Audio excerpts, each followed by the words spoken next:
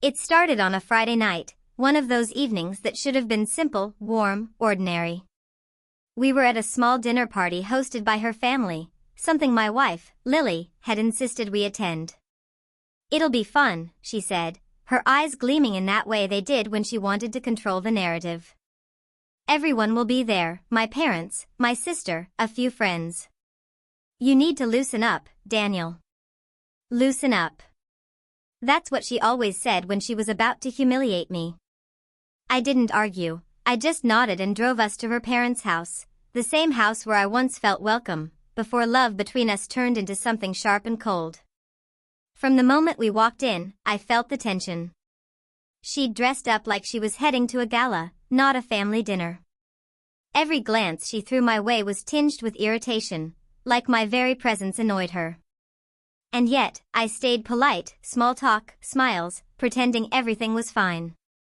Halfway through dinner, her friends arrived, 2 of them, both loud, both drunk on self-importance.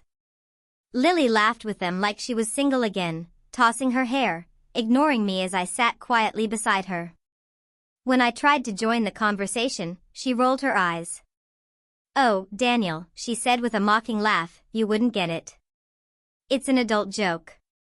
Everyone chuckled, everyone except her sister, Emily, who gave me a look that felt almost apologetic. I tried to brush it off, but Lily wasn't done. She kept the jabs coming, subtle, then not so subtle. "You know," she told her friends, "Daniel once thought cooking pasta was romantic. Bless him, right?" They all laughed again. Something broke inside me then, not because of the jokes, but because of how proud she looked while saying them. Like mocking me gave her power. I waited for a moment of silence, then placed my fork down and said quietly, "Excuse me." She barely looked up. "What, already leaving? You can't handle a few jokes?"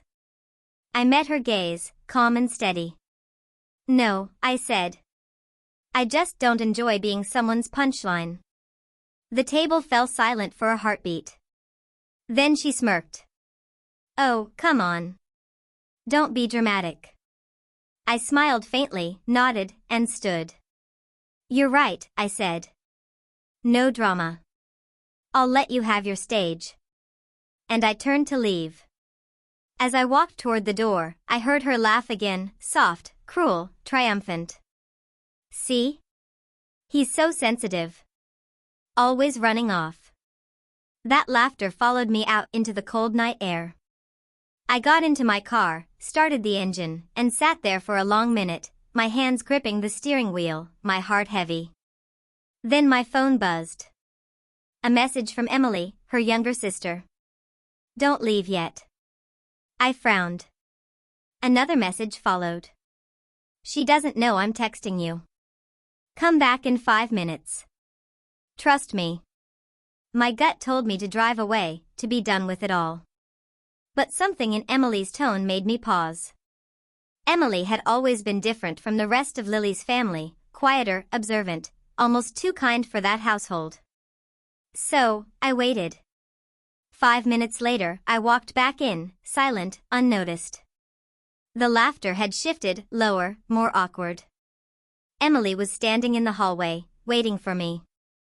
When she saw me, she exhaled in relief. "Thank God you came back," she whispered. "Come with me." I followed her down the corridor to the study, the same one Lily's father used for family meetings. The door was slightly ajar, and I could hear voices, Lily's and her mother's. Emily motioned for me to stay quiet. Inside, Lily was pacing. "Why would you text him?" she snapped. Her mother sighed. "Because he deserves to know, Lily. You've gone too far." "He doesn't need to know anything," Lily hissed. "It's my life. He'll be gone soon anyway." My stomach tightened. Emily's eyes widened, she hadn't expected this either. Her mother's tone softened. "Lily, cheating on your husband with your coworker is one thing, but humiliating him publicly while he's sitting beside you?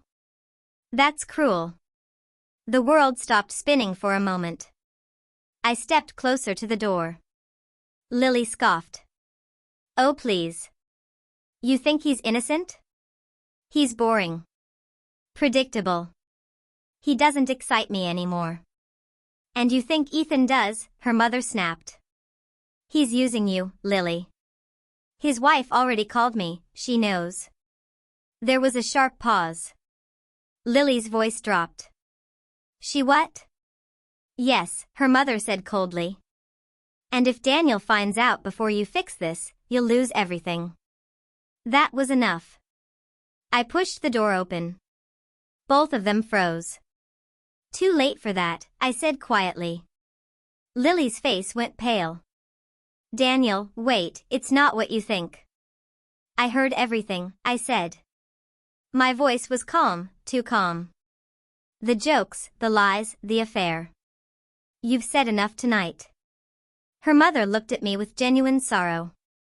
Daniel, I'm sorry. I didn't mean for you to. It's fine, I said softly. Actually, it's perfect. I was planning to leave quietly, but now I have closure. Lily stepped forward, panicked. Daniel, please. Ethan meant nothing.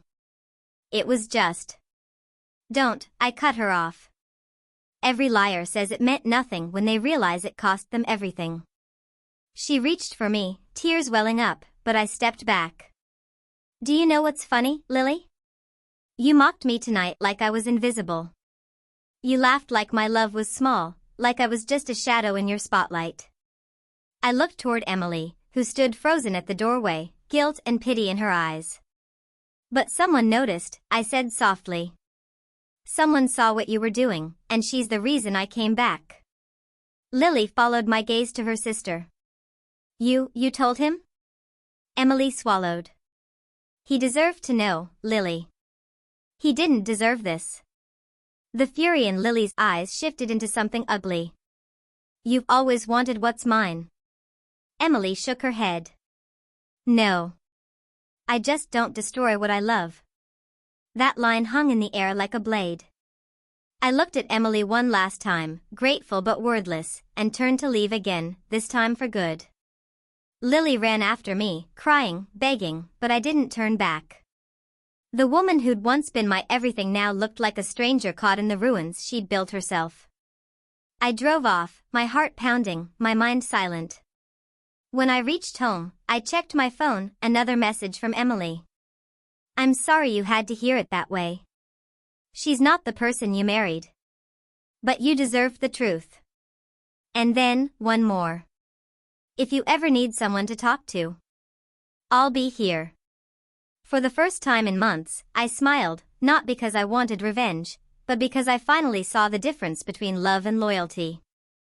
Lily mocked me like I was invisible that night, but in the end, it wasn't her laughter that stayed with me.